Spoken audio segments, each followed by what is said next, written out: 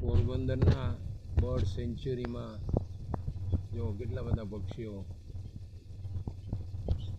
તળાવમાં જોવા મળે છે. વાહ, બહુ સરસ. જથ્થાબંધ પક્ષીઓ બેઠા છે ત્યાં. કેટલાક સરોવરમાં તરી રહ્યા છે, કેટલાક ઝાડ ઉપર બેઠા છે. આખું સેન્ચ્યુરીનો ફરતો મેદાન છે. આવી રીતે ચાલવાની અને જોવા માટેની સગવડ કરેલી છે.